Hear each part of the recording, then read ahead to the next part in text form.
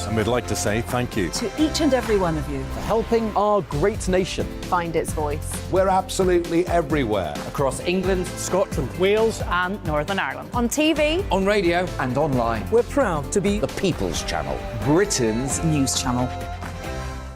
On the Mark Steyn Show, we cover the stories a lot of people are scared even to mention. The stuff that really matters with some of the world's biggest thinkers. Now is his opportunity to kind of take the steering wheel of history. Break away from the flop at 8 o'clock on GB News with the Mark Steyn Show.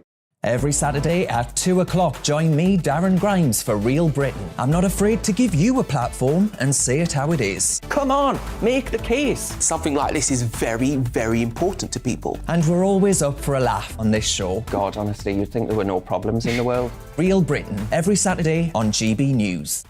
hello, I'm Michelle Dewbs, and you can join me every weekday 6 till 7 on Dewbs and Kerr. Me and my panel will get stuck right into the day's events, and I can tell you, in fact, I can warn you, expect some robust debate, some strong opinions and perspectives from both sides of the fence. It's about you at home as well. I love to read out all of your comments, or at least as many as I can. So join me, Michelle Dewbs, Monday to Friday, 6 till 7 on Dewbs and Kerr.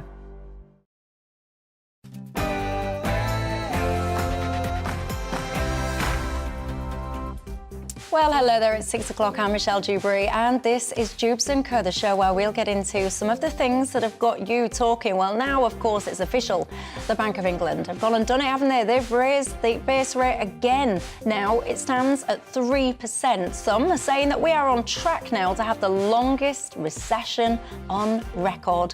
Are we? Goodness gracious me. By the way, are you lucky enough to have any savings? If you are, it's been quite a good day for you. Are you someone that sits there and welcomes these interest rate rises? Tell me your thoughts on that. And you probably have noticed that I've got a bit of an accent. Now, there's been a survey done that apparently if you indeed do have a northern accent, you will find yourself being discriminated against. Is that still a thing? It's plain old snobbery, if you ask me. It's all about class, isn't it? Or is it? Is it more about regions and attitudes towards them? I want your thoughts on that tonight. I've got a Twitter poll running as well to get your opinions on that. And Albanian's Prime Minister has hit back at the UK, saying, stop blaming us for your bad policies. Does he have a point or not? We'll have all that to come. But first, tonight's latest news headlines.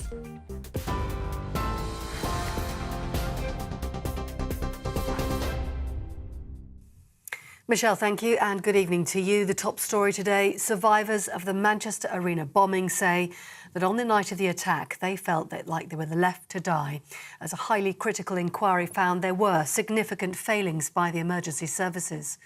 The victims' families have described the multi-agency response as catastrophic, saying it showed the system was truly broken and needed a complete overhaul. 22 people were killed and hundreds were injured during an Ariana Grande concert in 2017. The second of 3 official reports found at least one victim, John Atkinson, could have been saved if he'd received the right care. Solicitor Kim Harrison, who represented 11 families in the inquiry, says almost everything that could have gone wrong did go wrong. Every single emergency service needs to admit its mistakes honestly and commit without defensiveness or hesitation to implement Sir John's recommendations without delay. 12 years after 7/7, the same things went wrong again at Manchester Arena. The complete and utter failure of the government and the emergency services to learn those lessons and implement them on a national level is wholly unacceptable. This must never happen again. Well, at a news conference live on GB News just a short time ago, Greater Manchester Police Chief Constable Stephen Watson apologised unreservedly for the failings of the emergency services.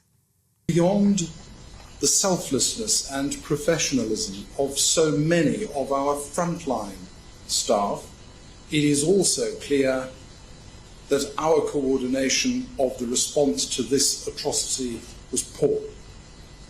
We had failed to plan effectively, and the execution of that which was planned was simply not good enough. Our actions were substantially inadequate and fell short of what the public have every right to expect. And for this, I apologise unreservedly. And then at the same news conference earlier today, Greater Manchester Mayor Andy Burnham said the emergency services failed so badly because at the time they had poor leadership. As the inquiry report makes clear, the reason people were left in this unacceptable position was the result of poor advanced planning and a failure to follow established guidance for an incident of this nature. That led to a poorly coordinated and confused response operation on the night. There is no justification nor excuse for this. Now, a mother and her partner have been sentenced to life for the murder of her 15-year-old son in Huddersfield in August last year. Sebastian Kalinowski died from untreated complications following weeks of abuse. Andrzej Latosewski and Agnes Kalinowska were sentenced at Leeds Crown Court. They'll spend a minimum of 39 years in prison. On sentencing, the High Court judge, Christina Lambert, described her horror at the abuse Sebastian had sustained. Anyone who has watched even part of the CCTV footage of what took place in that house last summer could only be utterly horrified by what they saw, and quite bewildered that anyone would behave in this way towards a teenage boy, let alone one who should be a much-loved child or stepchild. It begs the question of why anyone would behave in this way. Now, the Bank of England has warned the UK will travel a tough road ahead as it raised the interest rate to tackle soaring inflation. The base rate went up today by 0.75 percentage points to 3%. That's the single biggest rise in more than 3 decades. The Bank of England says the country is on course for its longest recession since the 1920s. The Home Secretary, Suella Braverman, has visited the Manston Immigration Centre this afternoon as she's come under increasing pressure over her handling of the migrant crisis. Downing Street says 1,000 migrants at the facility have been relocated to alternative accommodation since Sunday. The government faces potential legal action now over conditions inside the Manston facility in Kent. The Prime Minister, Rishi Sunak, has backed Miss Braverman's handling of the issue, saying she's taken significant steps in addressing the overcrowding there. The White House has strongly condemned the attack on Pakistan's former Prime Minister Imran Khan, who was shot in the leg after a gunman opened fire on his convoy. The assassination attempt happened as he was leading a protest march on the capital, Islamabad, to demand a snap election. Mr. Khan has been taken to hospital. His injuries aren't thought to be life-threatening. You're up to date on TV, online and DAB+ radio. You're with GB News. Now time for Dewbs & Co.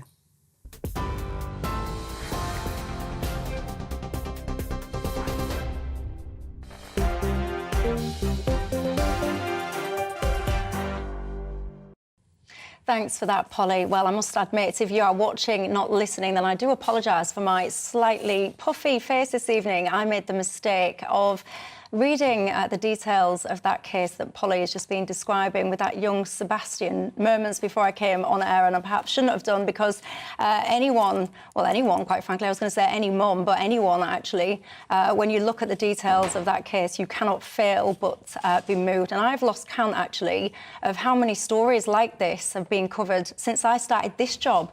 You know, I've been here, 2 years? The amount of children that we've had to report upon being tortured by their own parents. As I say, I've lost count. And in this country, you know, forgive me, indulge me my little rant, but I need to get it off my chest. In this country, people walk around calling their political opponents scum and words like that. Political opponents are not scum.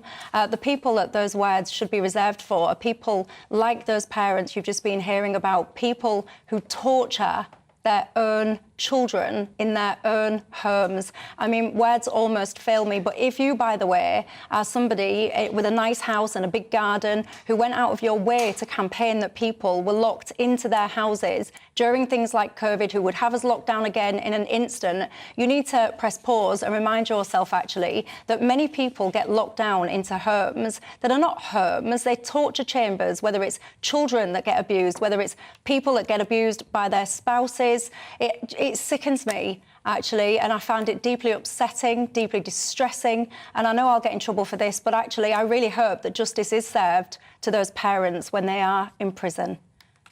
I wanted to get that off my chest, forgive me.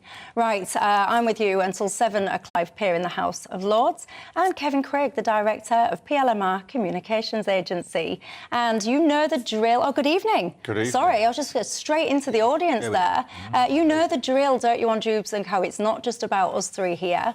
It's about you at home as well, and I want all your thoughts on all the goings-on of the day today. I mean, I don't know what you make to that story, but it just appalls me. I can't bear, you know, we listen to these headlines, don't we, and people talking about torturing children, and then we just move on to the next thing.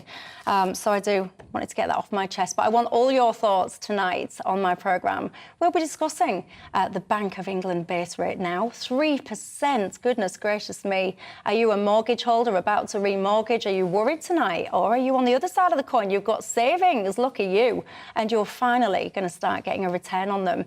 Let me know your thoughts on that. And also, do you have an accent like me, apparently? If you've got a northern accent or similar, it's bad news, because allegedly you're still getting discriminated against, particularly in the workplace. And the Prime Minister of Albania, he is saying basically, don't blame me, don't blame us, don't blame Albania for the fact that people are crossing the channel. It's you, the UK, and your policies to blame. Is he right? I want all your thoughts. gbviews@gbnews.uk is my email address, and you can tweet me at gbnews. Right, let's get into it then, shall we? Our top story, the interest rates have just been saying 3%. This, by the way, the biggest hike since 1989.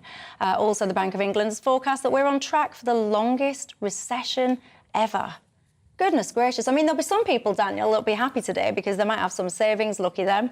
But for everyone else, particularly mortgage holders, etc., due for a new fixed rate, they'll be, well, terrified, panicked, I suspect, tonight. Where do you stand on it? Well, I think the rates are going to go higher. I think we've got two, I mean, the country has various problems, but we have two major economic problems that are separately related. One is sorting out the public finances, the government spending and taxing, and the Chancellor and everybody's focused on that.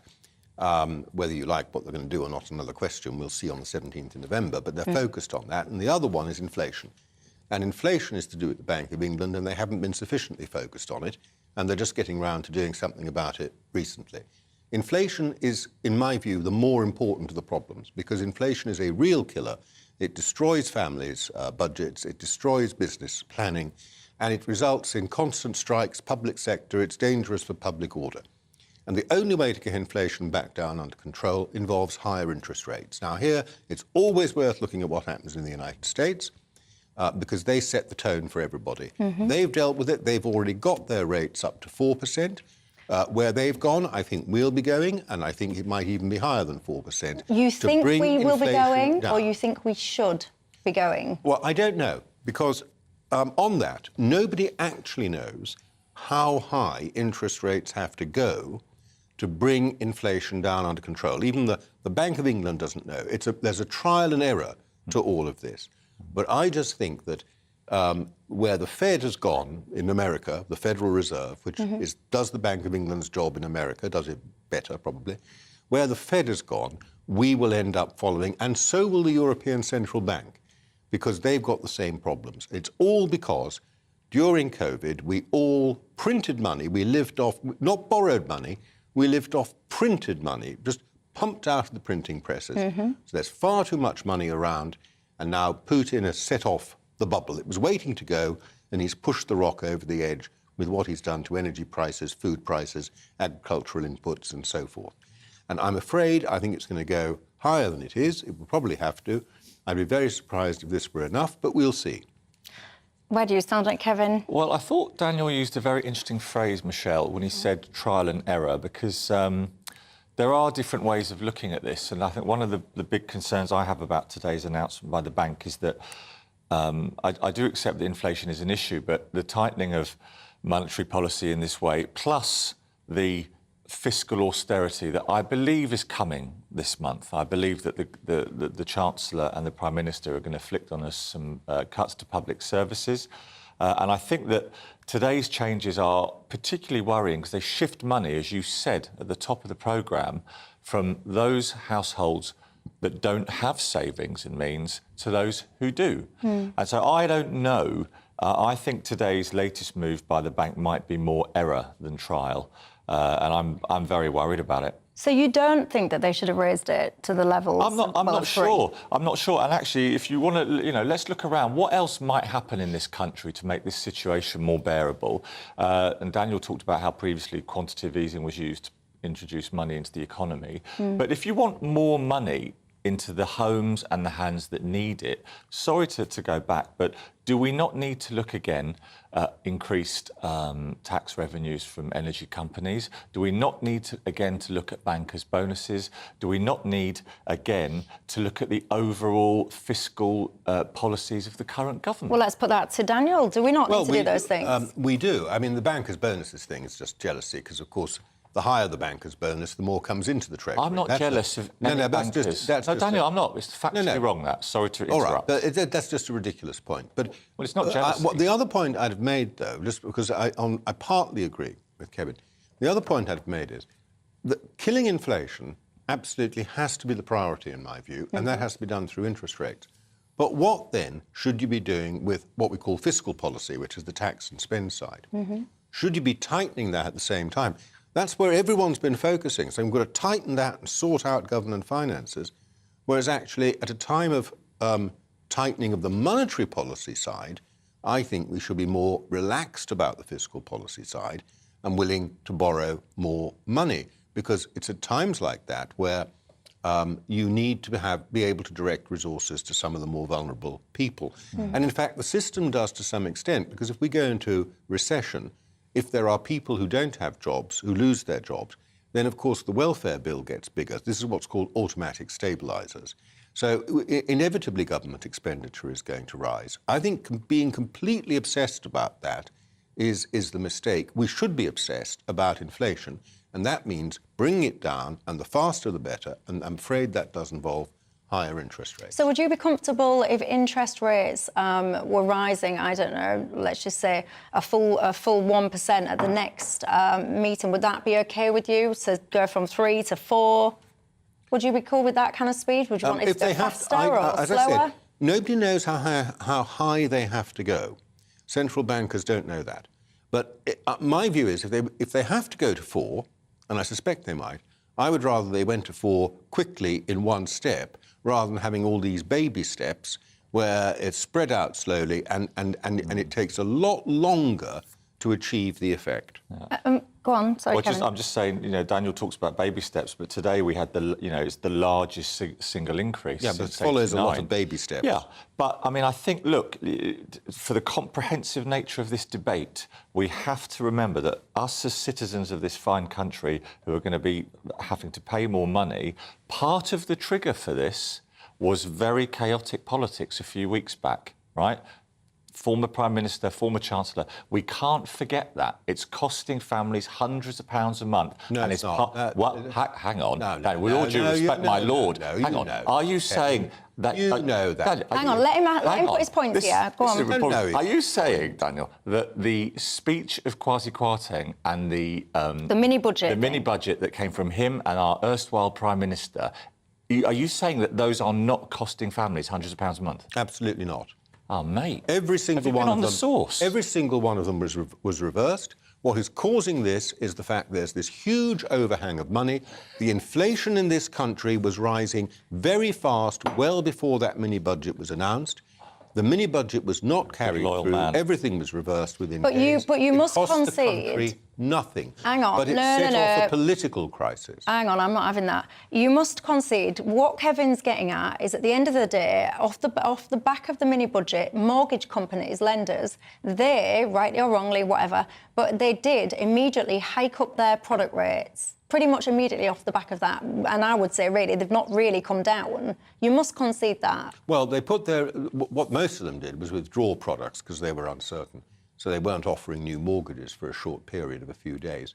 The rates went up, and that was a response really driven by bad investment management of the pension funds.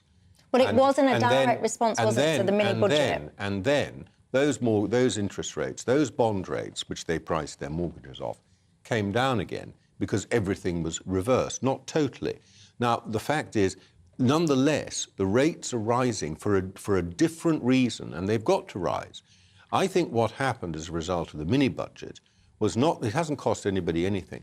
What it has done is it's brought about something faster that was inevitable and going to happen anyway. But I don't know. I mean, are you... Well, if you're... needs to happen. If you're at home watching this or listening to this and you were, I don't know, mid-mortgage application, you might be being mid-renewal or whatever, Daniel is adamant that it didn't cost people anything, this mini-budget thing.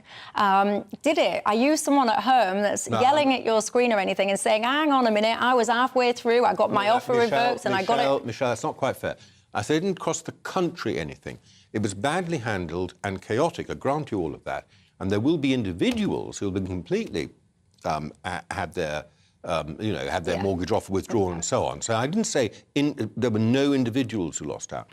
The country didn't lose out from that. Where we are now is where we would be, whether that budget had happened or not. I think, to be fair, the country does lose out when hundreds of thousands of people have a different domestic budget as a result of misdirected government intervention. I don't think it's not they don't have a different domestic budget. This would have happened anyway. Well, but over time, you see, this is the whole point. No, but this is the point. Inflation hasn't gone up over time. Inflation has gone from almost 0 to 11% in a matter of a few months.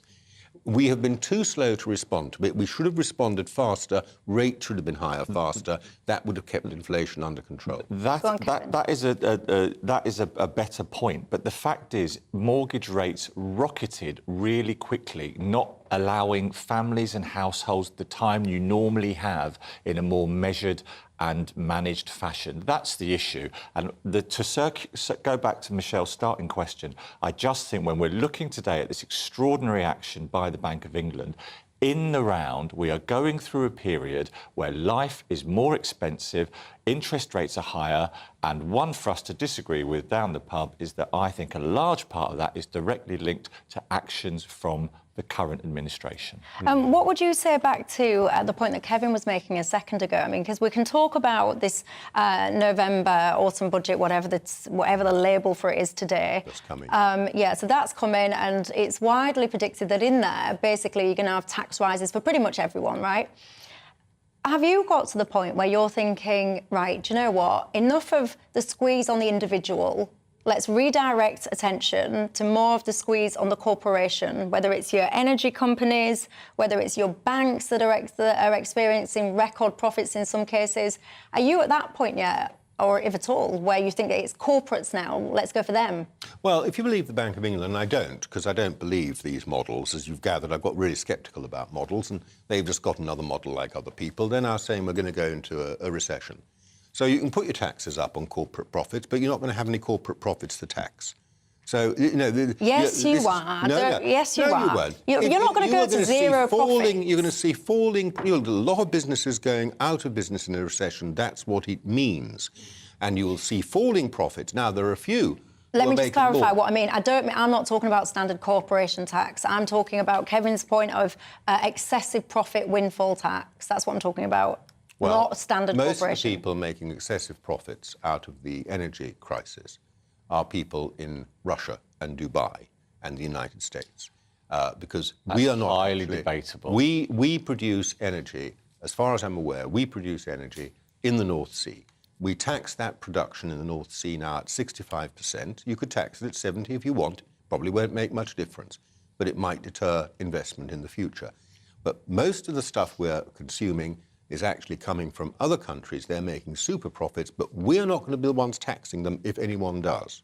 So don't imagine that we can capture all that profit for us. We can't. Do you know, I'll tell you as well, we talk about windfall taxes. It never ceases to amaze me that when people talk about windfall taxes, excessive profit taxes, they talk about banks or they'll talk about energy. I don't think I've ever heard anyone say, well, what about the pharmaceuticals? What about the likes of Pfizer, that when literally vaccinating anything that would stand still long enough, what about all the excessive profits that they've made? Actually, unusually for most of the things that you talk about when we discuss anything health and COVID COVID-related, I actually think that's a good point, Michelle. I think that we agree on something COVID-related. Goodness gracious me. It's a first, but I think that they're an American company. Yeah, right. But there are many corporations who don't pay the tax that they ought to. Did it without profit, right? Our bunch, indeed, didn't make a profit. There were some very, very philanthropic and charitable actions undertaken by health companies during the pandemic. But I do think, that there are billions of pounds to be had by this country for its public services and all the crises that we're going through from oil and gas companies. I invest in a lot of these companies, right? Full disclosure. But even former and recent executives do believe that there is justification in looking again. And I make this point because we are grappling on this show today with the increased costs of living and life in this country. And if you're doing that, you have to look in the round at everything. Indeed, well. If you're going to tax... Make it a short truth, though, because I need to go to a break. If you're going to tax the country, it's like plucking a goose. The inland revenue get a lot of money by taking small amounts of money off a lot of people.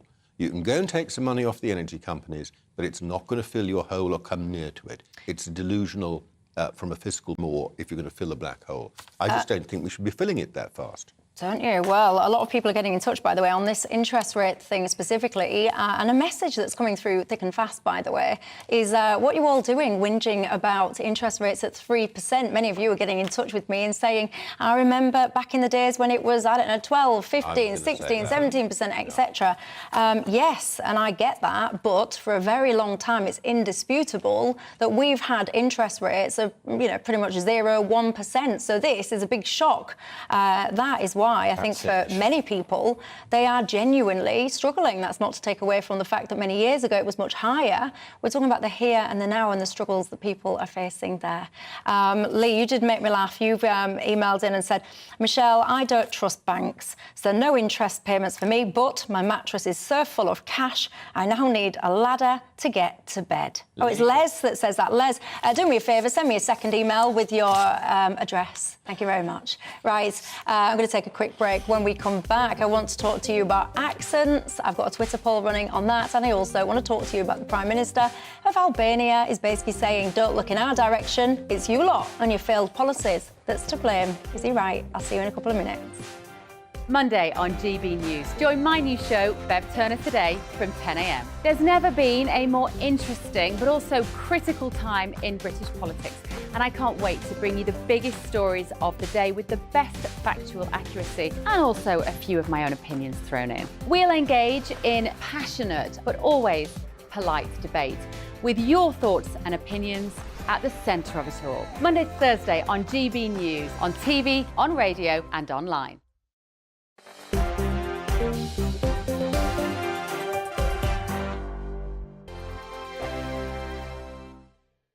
We are GB News, and we'd like to say thank you to each and every one of you for bringing us your conversations, for helping our great nation find its voice. We are here for you on radio, television, and online, across England, Scotland, Wales, and Northern Ireland. It's not the BBC, you actually get your facts right. We are proud to be GB News, the People's Channel, Britain's news channel. I'm Dan Wootton. Join me Monday to Thursday from 9 to 11 for the feistiest and most fun news debate on TV, where free speech reigns. I'll bring you a sharp take on the day's biggest stories, bombshell newsmaker interviews, and A-list guests. And I guarantee you, no spin, no bias, no censorship, and no reason to go to bed. That's Dan Wootton Tonight, Monday to Thursdays from 9 on GB News.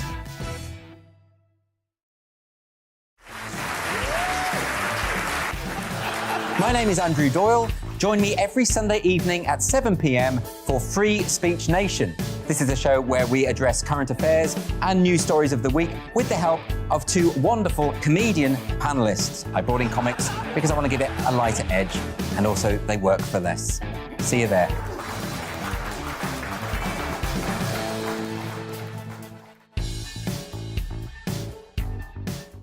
My name's Tom Harwood, and join me 9:30 a.m. every weekday for The Briefing, your one-stop shop for everything you need to know about what's going on in politics today. I wonder if this is a deal that might need to be like the biscuits in this factory. twice baked. Is there not an opportunity here to win out against the extremes? Tom Harwood, GB News. What are you going to do about it? Things should have been done differently, and they certainly are being done differently. Don't miss it. The Briefing with me, Tom Harwood, 9:30 Monday to Friday on GB News. On Mark Dolan tonight, we have a simple plan, which is to inform, stimulate and entertain in equal measure. It's all about getting your opinions on the national television airwaves. I love my viewer emails, mark@gbnews.uk. So do join me every Friday, Saturday and Sunday for big guests, big opinions and a big presenter. 6'5", don't you know? See you then on GB News. Join me, Arlene Foster, for the Briefing on GB News. Every Friday at 3 p.m, I'll give you all the latest political news and analysis, and we'll have robust live debate. To make sure that you're caught up on all of the biggest issues of the day, we'll bring on experts in their field. I'll ask the questions that you'd like to ask. We're not afraid to tackle discussions from all perspectives, including yours. Don't forget, the Briefing with me, Arlene Foster, every Friday at 3 p.m. on GB News. We are GB News, right across the nation. You can get us on television, on radio, on digital. We're absolutely everywhere. Amazing! You see, amazing! You remind me of me in the European Parliament. But here's the most important bit. We are not part of the mainstream establishment. We think and speak just like you do. We are the People's Channel. Magnificent. That's really, really thoughtful. Come and join us on GB News, the People's News Channel.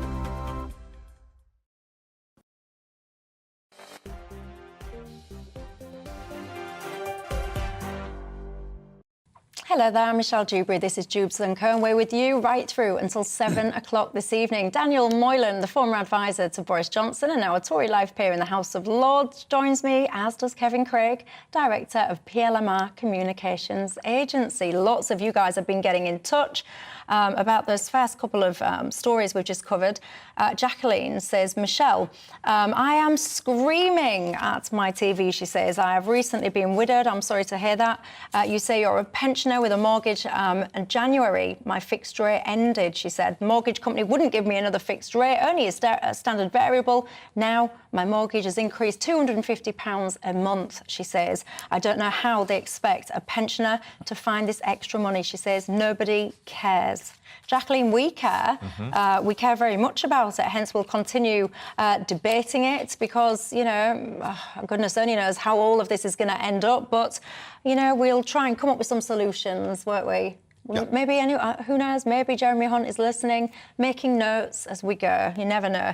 Alex says, Michelle, will you stop picking on Daniel? Am I picking on you? I feel very humiliated. Oh, do you? My mental health is suffering. Oh, goodness me. And it's Kevin also, he has a go at It's me. Kevin as well? Yeah, he makes stuff up and then he sort of has a go at me. Oh, I'm gonna designate that corner there a safe space or something. It's got a nice tree in it. Space. Yeah, I'll give you a nice safe space. Right. Sorry, Alex. Alex is saying I've got to stop picking on him. I didn't know I was. There's a big man though, Daniel. You can handle it anyway. Hold your own, don't you? Yeah. Lots of you though getting in touch, by the way, saying that you are angry about the interest rates. I'm asking, did you have savings? Have you got savings? And does that make you happy? Many of you are saying no, because inflation is eating away at your savings. Of course, interest rates are not as high as inflation currently is.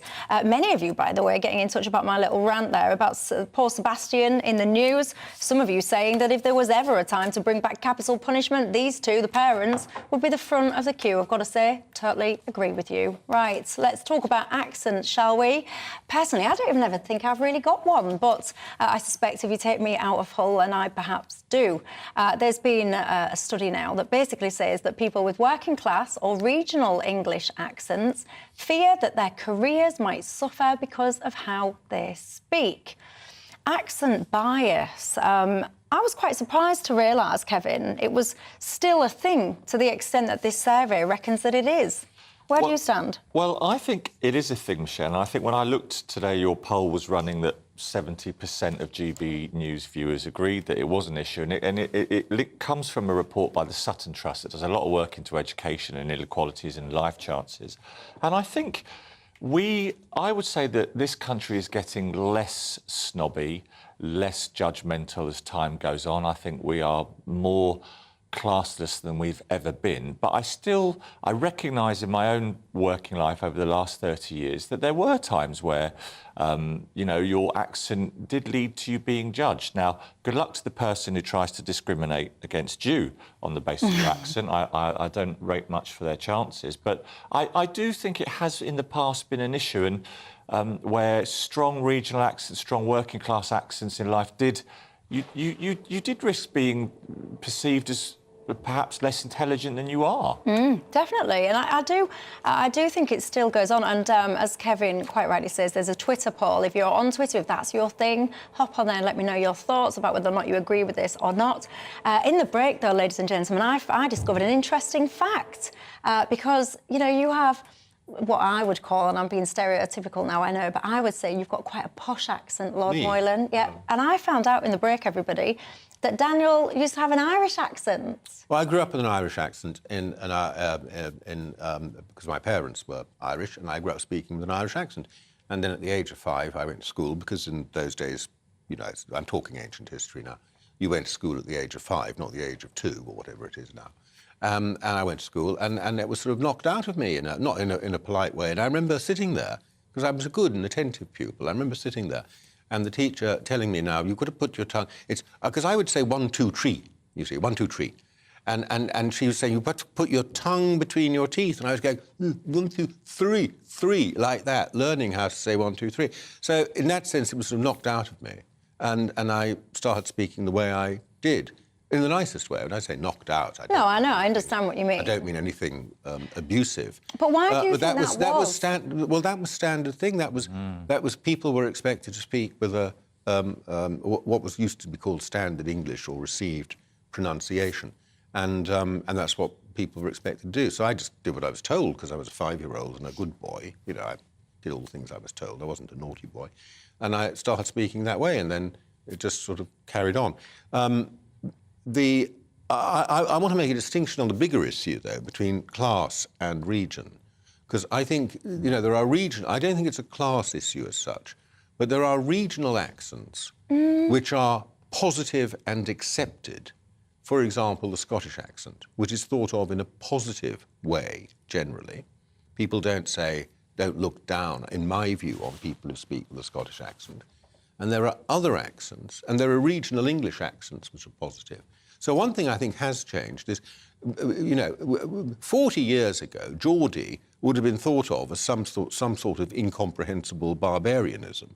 Now I think Geordie... By whom? By whom? Most people listening to it who weren't Geordies. Really? And I think now... Any Geordies listening? Do you agree with what you're hearing? I think Geordie's become a very sexy and attractive sort of accent. Goodness me, Daniel. Whether that's down to television, of course, a lot of that's down to... Lewis and all that sort of stuff. Anton Deck, all that. I think it's become much more attractive. Anton Deck has made the Geordie accent sexy. Without a doubt, sort of accent. Really? Yeah. Whereas Birmingham, where I grew up, which is an accent I actually quite like listening to. I think most people go around and avoid the Birmingham accent if they possibly can. I'm sorry for any fellow Brummies out there if I've upset you. So I think these things change, and they're more to do with the fact that some regional accents are positively received and sometimes on the up, and others have got a more negative response to them. But don't you I don't entirely know why that's why. But you don't think that's class? No, I don't think But I think it's pretty much entirely class. There are lots of people who live in Birmingham who are well off. Yeah, but then I would... Maybe I'm now being stereotypical, but I would say that a lot of people, they do think, like, if they would hear... like an accent like mine, say, there is this automatic assumption that A, I'm thick, and don't all write in with that agreement as well, but A, you're thick, B, you're definitely working class. You're not going to look... There are a lot of working class Scots. Yeah, but you're not going to listen to me and say, oh, she's posh, are you? The region, the sound in the region is more important than the class. There are lots of working class Scots who speak with a Scottish accent. There are lots of rich Scots. We don't discriminate between them. In accent terms, there may be other things that we take account of, and these surveys often uncover things we're not aware we're taking account of. But I think what's interesting, to pick up a bit what Michelle has said. You say the Scottish accent historically has been more accepted, etc. But that's one form of it, right? If you a hardcore Glaswegian accent, you don't hear that on mainstream media as much. And I think historically, I think things are better now. You know, having an anchor who's working class originally, Hull woman, is not shocking, right? But it would have been 40 years ago. It didn't happen. And you say working class originally, but I will always regard myself as working class. Ah, would you? I would. Yeah? Yeah, and we have this conversation about what is working class and what isn't working class. To me, working class, it's inside you. It's who you are, it's your value set, it's your outlook on life, it's the way you interact with others, perceive others. It's about your sense of graft inside you. To me, it's not about a bank balance or where you live or anything like that. Do you not agree? Anyway, nobody cares about class anymore. I do. Well, they don't. It's why you're out of touch. All the left-wing politicians who, when I was young, used to talk about class, all the Labour politicians who worried about the working class, they're not interested in class anymore. They talk about identitarian policies. They're talking about whether you belong in this group, this particular minority, and so on. Class never comes into it. Now, do you know, Daniel, why the left has wiped class out of political discourse? No. Well, two things. Number one, Michelle, I think there's a really interesting discussion to be had about if you start off in life in a working class background, and then you get to a point in life where you're, for example, very well educated, or you're in a certain job or earning big money. Are you still doing working class things? Are you earning money through manual labour, ... Really interesting topic. But secondly, Daniel, I think class is interesting because class often links to life chances, opportunity, social mobility. Too. Yeah. I think Who killed it then? So, I think... You just said all the lefties killed it. Well, what does the left talk about now? It's all about black and ethnic minority groups. Fair tax. It's all about... Law and order. Sorry? What? The left talks He's about saying fair what the left tax, are talking about. law and order. These yeah, are they the talk issues. about... Of course they do. They talk about... They don't just talk about things about how you divide how you divide up the population in society and talk about it. They do talk about other things too. They don't talk about that in class terms anymore. They talk about the basic colour of your skin and sexual orientation and things like that. Margaret summed it up. She says, Michelle, this is all very simple. The working class are people who work. I agree with you. There you go. Let me know your thoughts on that whole class and accent thing. We did a Twitter poll, by the way, saying, do you reckon there's a bias against working class accents? 70.5% of you said, yes, you do. And 29.5% of you said, no, you don't. I wonder if the almost 30% that think that no, that there isn't, is perhaps the people that don't have a working class accent. Let me know your thoughts on that. Cyril, by the way, you got in touch saying that we all don't know how to wear our poppies. Apparently the green leaf needs to be at 11 o'clock. We all promptly took your advice on board and changed our poppies. Thank you very much for that. Right, when we are going to take a quick break. When we come back, the Albanian Prime Minister has hit back at us, the UK, so he has. He's saying, don't blame him, don't blame the Albanians for what's going on in the Channel, blame the UK and its policies. Is he right? Tell me, and I'll see you in a couple of minutes.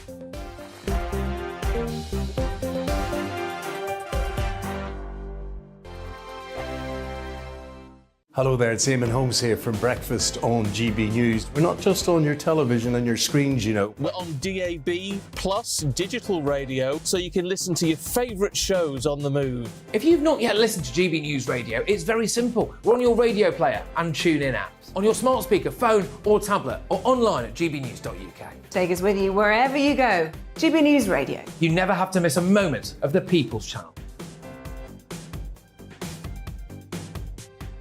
Hello, I'm Simon Evans. Join me on GB News for Headliners at 11 p.m, where I'll be joined by two of the country's top comedians as we take a look at tomorrow's newspapers tonight. If it's a big story, we'll be covering it, I guarantee, but we'll also have some fun along the way. That's GB News Headliners at 11 p.m. We won't put you to sleep, unlike some of the other paper review shows out there. So join us, 11 p.m, 7 nights a week. I'm Mark White. As GB News Home and Security Editor, I cover those key issues that are so important to you. Our authorities, our communities doing all they can to combat violent crime. With the public services under unbearable strain, why are we still failing to control our borders? Defence, the first priority of any government, has been continually hollowed out. Can we trust our politicians to protect the armed forces? Join me, Mark White, on GB News. Join me, Nana Akue, on Friday, Saturday and Sunday afternoons on GB News. Expect fiery debate and passionate discussion as me and my panel tackle some of the biggest topics hitting the headlines. It's a place for everyone's opinion. No one gets cancelled, but no one gets an easy ride. Oh, she's on it today. Be ready for conversations that are fierce, frank, and of course, fun every Friday, Saturday and Sunday afternoon from 4 p.m. on GB News. Every morning from 6 o'clock, we'll wake you up with GB News Breakfast with all the stories you didn't know from the night before. So whether it's serious news, entertainment, or your own views from all over our great nation, we're here to kick off your day with a smile. The national media should be reflecting and reporting what's happening here. You will notice the northwestern accents. Whether you're with us on TV, radio, or online, every morning, it's breakfast from 6 a.m. Hope you can join us. Every Saturday at 2 o'clock, join me, Darren Grimes, for Real Britain. I'm not afraid to give you a platform and say it how it is. Come on, make the case. Something like this is very, very important to people. And we're always up for a laugh on this show. God, honestly, you'd think there were no problems in the world. Real Britain, every Saturday on GB News.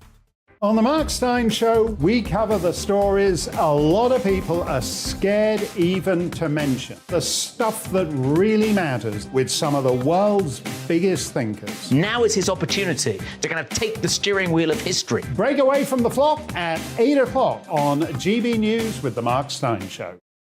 We are GB News. And we'd like to say thank you to each and every one of you for helping our great nation find its voice. We're absolutely everywhere. Across England, Scotland, Wales, and Northern Ireland. On TV, on radio, and online. We're proud to be the People's Channel, Britain's news channel.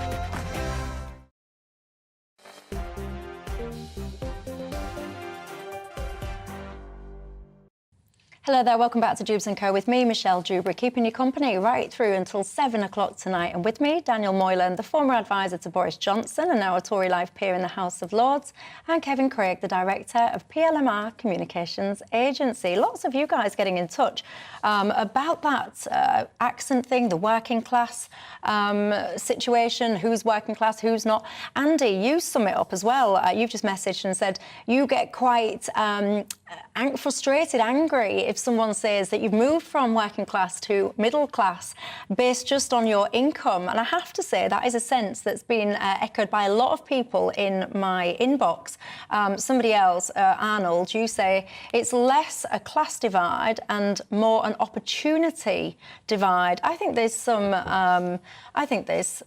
truth in that. Jim says, Michelle, your accent is absolutely terrible and is exaggerated by your voice.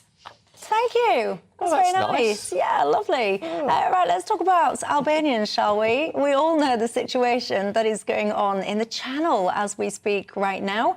But who is to blame for it? There's a lot of finger pointing, isn't there? The Albanian Prime Minister has now hit out at the UK government, saying that it must stop blaming his people for what he describes as the UK's policy failures.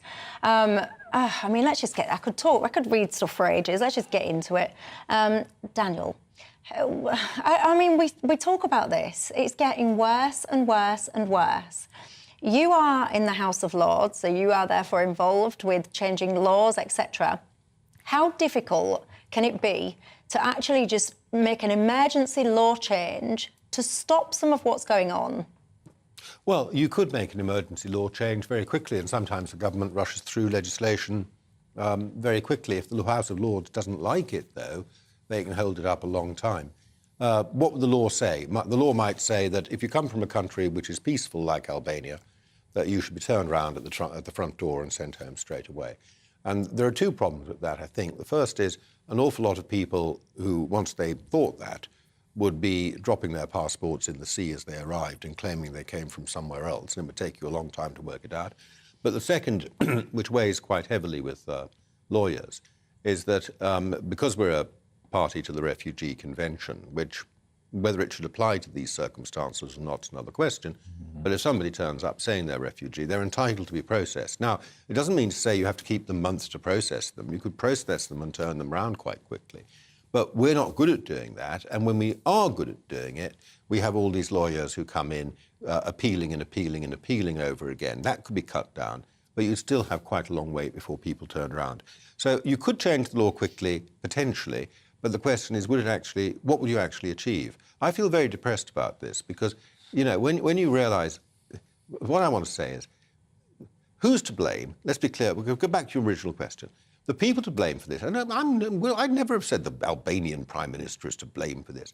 The people to blame for this are millionaire criminal thugs running a business. It is a big business, and they are making a fortune out of it, taking money off these people, and we need to attack that business, those criminals and that business model, and take them out just like the Americans did Al Capone. But then with why? their But this is what I can't. That's really the solution. But then why isn't your party doing that then? Well, I suspect because they're not living in Southend. I suspect because they're overseas, and we need the intelligence to find them and close the business down. The Home Office has been good over the last few years at closing down another business which has been ruining the country, and that's County Lines, which is another business. Let's be clear about it. Yeah. It's actually run as a business, and they've been good about it, getting at it through the transport system, but they haven't found the techniques for dealing with this because they arrive by sea. I mean, if there was a land border, we'd probably do what they did in Poland nowadays, and we'd say, whatever the left say, put a wall up. And it worked in Poland when Lukashenko was shoving people up against the Polish border. But with a sea border and all these obligations about how you've got to rescue people from the sea and so on, that isn't going to work. Kevin. I've actually got a lot of sympathy for what Daniel's just said, and I think important to remind viewers and listeners, Michelle, right, it's fine for the Albanian Prime Minister to do what he's got a domestic audience, but hang on a minute, mate.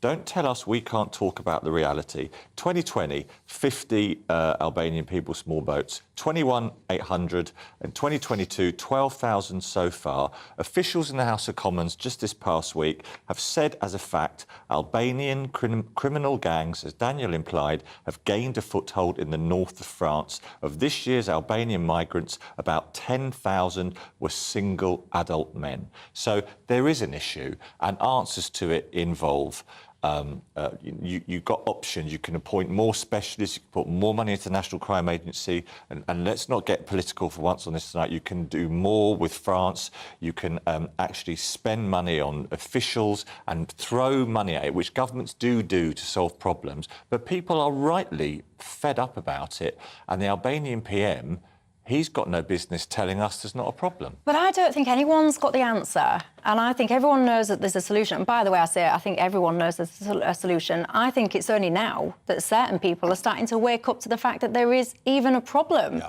I find that absolutely astonishing. But anyway, and I was asking you this the other day, but what is the Labour Party's solution to this? Well, you see, I was saying there, Michelle, there is very clear suggestions on the table from the Labour Party. You hear them daily at the moment. They are appointing over 100 new specialists to the National Crime Agency. It's about, you know, really, we're not processing applications, 6 million quid a day. And if we did that, we'd be able to send back quickly 30% of applicants. I don't think we would. You see, that's another problem. Yeah, and there's disagreement over it. I genuinely think that even these are fit males. How are you going to get them back to Albania against their will?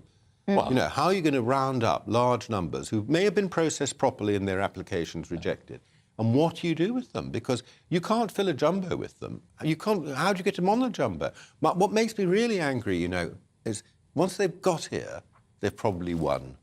And already you start hearing the cries from people saying, oh, they let them work, save the hotel bill, you know, let them work in the restaurants, in the fields, all the other things that suit certain sorts of businesses to carry on with cheap labour. I really do think that even if you process them faster, you have the practical question, how do you get them out of the country? OK. Well, I think we can, and we have historically escorted people out once we've identified them. But here's the thing. believe it or not, and many people understandably point some fingers in the past at the years Tony Blair was Prime Minister, right? And They do. Lots of my viewers will be doing it as we speak. Indeed. But it's really interesting. He's said that things got wrong, and Alan Johnson, the former Home Secretary, has been very open about that. It's this past year that Tony Blair has been very vociferous about having a national ID card scheme in this country would help doing what Daniel just referred to, which is tackling this black market in jobs. There are too many people here working without the right papers. So, interesting. Who's up for ID cards? As soon as you suggest that, the civil liberty and libertarian lot say, oh, no, it's an invasion of privacy. But I think we should look at that.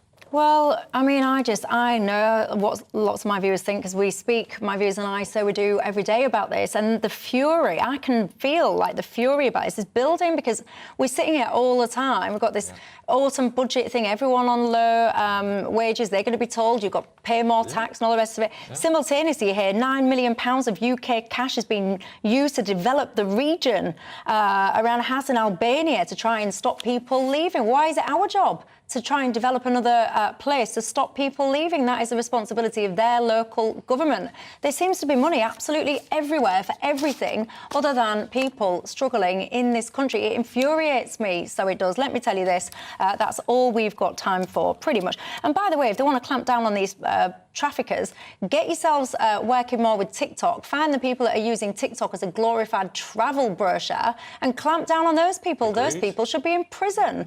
Anyway, look, that's all we've got time for. I suspect, guys, we'll be talking about this again on another day. But for now, Kevin, Daniel, thank you for your time. Thank you for your company at home. Have a fantastic evening. Nigel Farage is up next. I'll see you tomorrow.